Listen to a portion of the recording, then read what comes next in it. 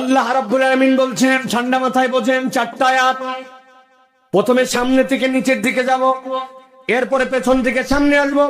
প্রত্যেকটা আয়াতের সময় আপনি আঙ্গুল দিয়ে দিয়ে হিসাব করে মিলাবেন। এই আলোচনাটুকু, এই কথাটুকু যেন আপনার কলিজার মধ্যে যায়। আল্লাহ বলছেন, ও আমার হাবিব, আপনি আপনার উম্মতের কাছে জানান। কি জানাবেন? আল্লাহ বলেন, আপনার উম্মতকে বলেন, ওয়াযাক্কির ফাইন্নায যিকরা তানফাউল মুমিনিন। আপনি জিকির করেন, আপনি কোরআনের আলোচনা করেন, আপনি আপনার রবের বরত্বের কথা বলেন। আল্লাহ আল্লাহ রসুলের যেখানে আলোচনা হয়, আল্লাহ বলছেন ওইটাকে জিকিরের মজলিস। আর আল্লাহ বলছেন, নবী আপনাকে জানায় রাখলাম, ওয়াযাক্কির, আপনি স্মরণ করান এই কোরআনকে দিয়ে। আমি আল্লাহ বললাম, ফাইন্নায যিকরা তানফাউল মুমিনিন, অবশ্যই অবশ্যই এই জিকিরের দ্বারা ঈমানদারদের উপকার হবে। উপকার যে হবে ঘোষণা দিবেন কে? আল্লাহ। কিন্তু কি উপকার হবে? এই উপকারটা কি আল্লাহর পক্ষ থেকে? আল্লাহ এই জায়গায় খাস করেন না, আল্লাহ আম করে রাখছেন।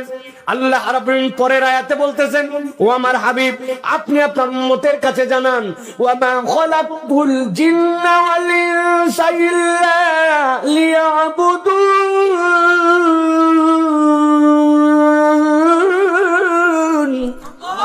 আমি আল্লাহ রাব্বুল আলামিন দুনিয়ার যাবতীয় জীব, যাবতীয় ইনসান, তাদেরকে কেবলমাত্র একমাত্র আমার সৃষ্টির জন্য আমি সৃষ্টি করছি, কেবলমাত্র তাকে আমার ইবাদতের জন্য। আল্লাহ বলছেন, তোমার সৃষ্টির আর কোনো কারণ নাই, কেবলমাত্র আল্লাহর ইবাদতের জন্য তোমাকে সৃষ্টি করছি। আল্লাহর ইবাদতের জন্য যে আমরা সৃষ্টি হয়েছি, হাজার হাজার বারে কথা আমরা শুনেছি, কিন্তু আমাদের একটা ধারণার মধ্যে ভুল আছে। আকীদাগতভাবে আমাদের মধ্যে গাফলতি থেকে যেতে পারে। আহলে সুন্নাত ওয়াল জামাতের আকীদা হচ্ছে, দুনিয়ার সব মানুষ যদি আল্লাহর ইবাদত করে, আমার আল্লাহর এক চুলো মর্যাদা বাড়ে না। আর দুনিয়ার সব মানুষ যদি আল্লাহর ইবাদত করা বাদ দিয়ে দেয়, আমার আল্লাহর ইজ্জত এবং জালালিয়াত এত বড়, সবাই আল্লাহর ইবাদত বাদ দিয়ে দিলেও আমার আল্লাহর এক চুল পরিমাণ ইজ্জত কমে না। সবাই ইবাদত বাদ দিলে কমে না, সবাই করলে বাড়ে না। কিন্তু আল্লাহ বলছেন, ওয়া মা খালাকতুল জিন্না ওয়াল ইনসা ইল্লা লিয়াবুদুন, আমি তাদেরকে সৃষ্টি করলাম আমার ইবাদতের জন্য। তাহলে এই ইবাদতের উদ্দেশ্য কি? আল্লাহ আরো ক্লিয়ার করতেছে, দুনিয়ার মানুষ ভালো করে বোঝো, মা উরিদু মিনহুম মিন রিজকি ওয়া মা উরিদু আন ইউতঈমুন। বান্দা কখনো এটা যেন মনে করো না তুমি ইবাদত করে আল্লাহরে খাওয়াও, তুমি আল্লাহরে রিজিক দাও, আল্লাহর জন্য তুমি ইবাদত করো। এইটা আল্লাহর রিজিক নয়, আল্লাহর খাদ্য নয়, বরং আল্লাহ রাব্বুল আলামিন বলছেন, বান্দা ইবাদত করে তার জন্য, তার উপকারের জন্য। আল্লাহ নিজের পরিচয় দিচ্ছেন এরপরে 4র্থ আয়াতে, ইন্নাল্লাহা হুয়ার রাজ্জাকু যুল কুওয়াতিল মাতিন। তুমি তো আল্লাহকে খাওয়াইও না, বরং আল্লাহ কেমন রাজ্জাক জানো নাকি? আল্লাহ তোমার কেমন রিজিক দাতা জানো নাকি? ইন্নাল্লাহা হুয়ার রাজ্জাকু যুল কুওয়াতিল মাতিন। পুরা দুনিয়ার লোক যার কাছে মুখাপেক্ষী, আমার আল্লাহ কারো কাছে মুখাপেক্ষী নয়, ঠিক কি না? ঠান্ডা মাথায় বোঝেন। আল্লাহ বলছেন, ইন্নাল্লাহা হুয়ার রাজ্জাক, আল্লাহ হচ্ছেন রাজ্জাক, তিনি হচ্ছেন আপনার আমার জন্য রিজিক দাতা। এ বিষয়ে আমাদের কি কোনো সন্দেহ আছে? সন্দেহ নাই, কিন্তু বুঝের ক্ষেত্রে বিরাট ঝামেলা আছে। কি ঝামেলা? ভাই, আল্লাহ আপনার কেমন রাজ্জাক? আলহামদুলিল্লাহ। সাইফুল্লাহ ভাই, আমার বাজার হাট নিয়ে কোনো চিন্তা নাই, বাড়িতে যে পরিমাণ আমার চাল আছে আল্লাহর রহমতে, যে পরিমাণ আল্লাহ যা দিছে, এতে দুনিয়ার কারো কাছে আমার খাবার কি 1 সপ্তাহ হবে, 1 মাস হবে, এইটা নিয়ে কারো কাছে হাত পাতা লাগে না। আল্লাহ আমারে খাওয়ায় পড়ায় ভালোই রাখছে। বলে কি না? আপনি যদি মনে করেন আল্লাহ আমারে খাওয়ায়, আল্লাহ আমারে বাজার হাটের তৌফিক দিয়ে দিছে, এই জন্য আমার রব হচ্ছেন রাজ্জাক, তাহলে আপনি আল্লাহর রাজ্জাকের রবের 5% বুঝছেন, 95% আপনি বোঝেন নাই। আল্লাহ নিজের পরিচয় দিচ্ছেন, ইন্নাল্লাহা হুয়ার রাজ্জাক। আল্লাহ বলছেন, বান্দা তুই কেবল মনে করিস তোর রব কেবল তোরে খাওয়াই, তুই এইটুকুতে যদি বুঝিস তাহলে প্রথমেই তুই ভুল করছিস। কেমনে? একটা মানুষ তার জীবনে নিজের শরীরকে চলানোর জন্য 2 দিক দিয়ে খায়। কয় দিক দিয়া? হুজুর কেমনে দুই দিক দিয়ে খাই? একটা বাজার হাট আপনি করেন, হাঁস কিনবেন না মুরগি কিনবেন, গরু কিনবেন না বোয়াল মাছ কিনবেন, আপনি কি খাবেন কি খাবেন না আপনার মুখ দিয়ে, কিন্তু আরেকটা খাবার আপনি খান যেটা আপনি কিনতে পারেন না। আপনার নাক দিয়ে যে অক্সিজেনটা যায় ওইটা বাজার করতে কিনতে আমাদের সামর্থ্য নাই, ওইটা আল্লাহ অটোমেটিক আপনাকে দেয়। এখন খুব করে খায় কিন্তু অক্সিজেন তার নাই। ওইটা কি জেতা মানুষ না মরা? কথা বললেন না যে জেতারে মরা? তাহলে রব্বুল আলামিন আপনার জন্য অক্সিজেন দিচ্ছেন, এইটাও রব্বুল আলামিনের পক্ষ থেকে রাজ্জাক। আমরা বুঝি না, এই জন্য আমি মাঝে মাঝে বুঝানোর জন্য বলি, আপনারা সিলেটের মানুষেরা, বড় লেখার মানুষেরা, আপনারা কি বাথরুমে খালি পায়ে যান না স্যান্ডেল পরে যান? স্যান্ডেল পরে যান। আপনার বউ হঠাৎ করে আপনাকে বলছে, শোনেন বাজার থেকে আসার সময় একটা স্পঞ্জ নিয়ে আসবেন তো। কই কেন? কই আজকে বাথরুমে ঢুকছিলাম, পা গেছে পিছলায়া। পা পিছলালো মানে? 4 মাস আগেই না স্যান্ডেল কিনলাম। বলে নিচে খোয়ায় গেছে, নিচটা তেলতেলা হয়ে গেছে, পা দেওয়ার পরে পা ঠিক মতো থাকে না, পা পিছলায় চলে যায়। জিজ্ঞাসা করি ভাই আপনি বাথরুমের ভিতরে কি দৌড়াদৌড়ি করেন? বাথরুমের ভিতরে কি সকালে মর্নিং ওয়াক ইভিনিং ওয়াক করেন আপনি? তাহলে বাথরুমের জন্য দিচ্ছে আপনার পায়ের তলের জুতা 4 মাসে ক্ষয় গেল যে। ভালো করে একটু খেয়াল করেন, বাথরুমের ভিতরে 10 ধাপ দেন না, কিন্তু ওই বাথরুমে আপনার পায়ের নিচে যে জুতা, ওই স্যান্ডেলটা 3 মাসে খোয়া যায়। কিন্তু একটু বিবেক খাটালে দেখবে একটা মানুষ 90% সময় খালি পায়ে ঘোরাফেরা করে। ওই মানুষ ধান লাগাইছে খালি পায়ে, ধান কাটছে খালি পায়ে, ফুটবল খেলছে খালি পায়ে, ক্রিকেট খেলছে খালি পায়ে, মসজিদে গেছে খালি পায়ে, ঘরের ভিতরে খালি পায়ে। 10% সময় কেবলমাত্র সে স্যান্ডেল পরে, জুতা পরে, মোজা পরে, বাকি 90% খালি পায়ে। কোনদিন বান্দা ভাবলো না তার পায়ের নিচের স্যান্ডেল মাত্র 10 ধাপ বাথরুমের মধ্যে হাঁটা লাগে না, 4 মাসে খোয়ায় যায়। কিন্তু 90% খালি পায়ে পায়ে ঘুরলো। 50 বছর বয়স, 60 বছর বয়স, কোনদিন পায়ের চামড়া তো খোয়া গেল না। একটা মানুষের পায়ের চামড়া যদি জুতার হিসাবে খোয়াতো, 70 বছরের চাচা যেটা, উনার শরীর এখানে আসার কথা না, মাহফিলে খালি কাল্লা আসার কথা। কথা ঠিক কিনা? কারো বা বুক পর্যন্ত আসার কথা, কারো কোমর, কারো কাল্লা। কিন্তু কোনদিন বিবেচনায় নিল না কোন আল্লাহ তার পায়ের তলা খোয়াই দিয়ে কোনদিন 1 ফোঁটা রক্ত বের করলো না। যে পর্যন্ত লাগবে ক্ষয় হওয়ার আগে সেইটা পূরণ হয়ে যায়। আল্লাহ বলছেন ইন্নাল্লাহা হুয়ার রাজ্জাক, তোর রব হচ্ছেন রাজ্জাক বান্দা। আসলে তুই তোর রবকে চিনতে পারিস না। আপনার আমার রব রাজ্জাক। কত দিক দিয়ে আপনি কত উদাহরণ আছে। এই যে আজকে আপনি মাহফিলের মধ্যে আছেন, 13 ডিগ্রি 14 ডিগ্রি সেলসিয়াস তাপমাত্রা। আমি একবার আমেরিকার সফরে ছিলাম, মিশিগানে গেছি, জীবনের প্রথম দেখছি তুষারপাত। -17 ডিগ্রি সেলসিয়াস, ফ্রিজের ভিতরে থাকে 18, এই জায়গায় 17, কেইসা ঠান্ডা বোঝেন তাহলে। আর হজের সফরে যারা যায় মধ্যপ্রাচ্যে, আরাফাতের দিন 40 degree Celsius, feel like 45-50 degree Celsius তাপমাত্রা, মনে হয় চোখ মুখ সব পুড়ে যাবে, হয় কিনা? কেন হুজুর আপনি ওই 50 ডিগ্রি আর এদিকে 17 ডিগ্রির গল্প বলেন?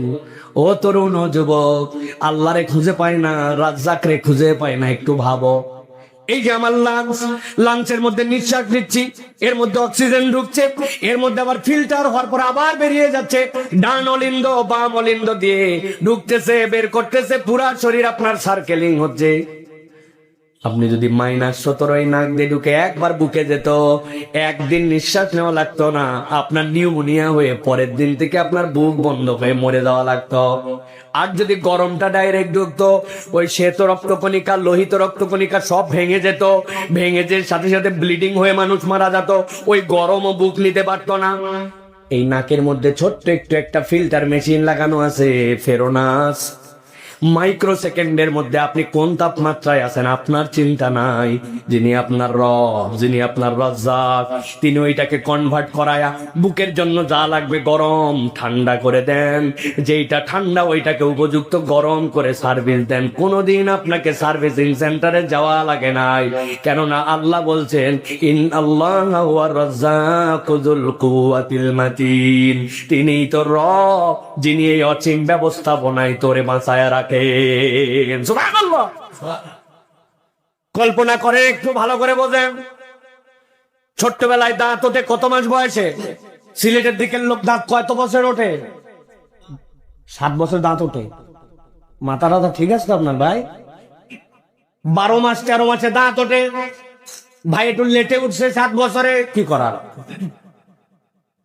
14 মাস, অনেকের আবার একটু কম বেশিতে ওঠে, লজ্জা দেওয়ার দরকার নেই ভাই, বলে ফেলছে, এটা ভুল হতেই পারে মানুষ। দাঁত ওঠে 12, 13, 14 মাস বয়সে মানুষের। একটু ঠান্ডা মাথায় ভাবেন, এই দাঁত ওঠার পরে চাচা আপনার বয়স কত বাবা? 65। 72 বছর চাচার বয়স। যদি দাঁতগুলা করতে বলেন, 12, 13 মাসে যেই দাঁত ওঠার পরে 1 আঙ্গুল মেপে আধা ইঞ্চি, 72 বছর বয়সে আধা ইঞ্চি।